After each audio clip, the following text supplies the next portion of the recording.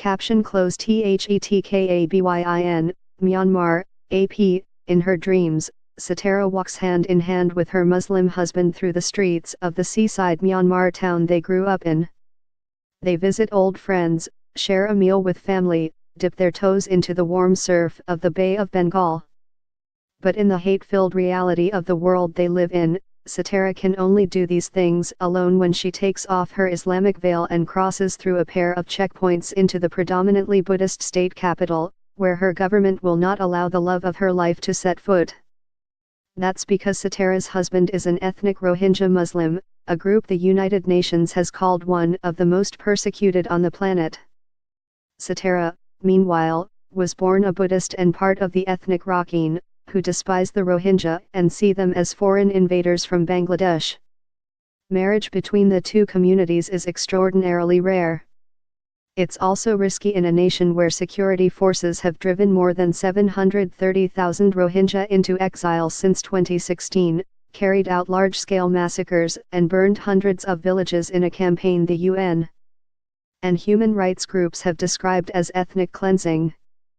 In Sittwe, Satara tells no one she is married to a Rohingya. Because if they knew, they would kill me right away. So I am always careful.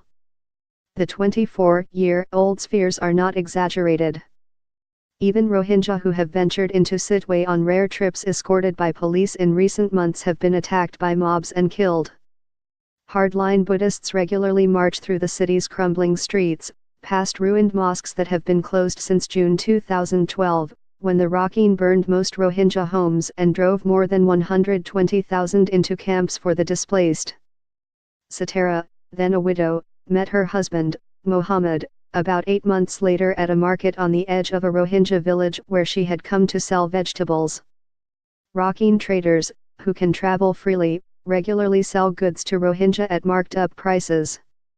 They exchanged phone numbers and she began visiting him at a pharmacy he ran nearby.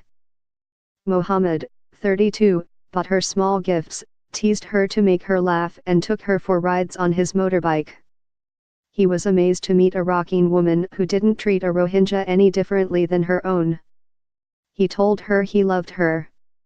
Satara felt the same way. She thought he was the kindest man she had ever known.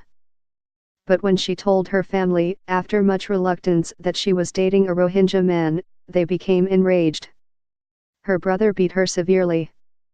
They told her she could not go back. Then, her family kicked her out. The move pushed her closer to Mohammed. In late 2013, she converted to Islam and they married in a small Islamic ceremony held before local religious leaders. No one from Satara's family attended. In the years since, Satara has reconciled with her 3 sisters.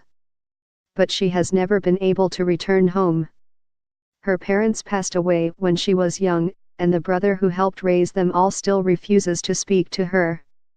Residents of her old neighborhood have also made clear she is no longer welcome. They call her a Kala's wife. Kalar is a derogatory word for Muslims that is frequently used in Myanmar. Mohammed characterizes their relationship in much the same way his wife does.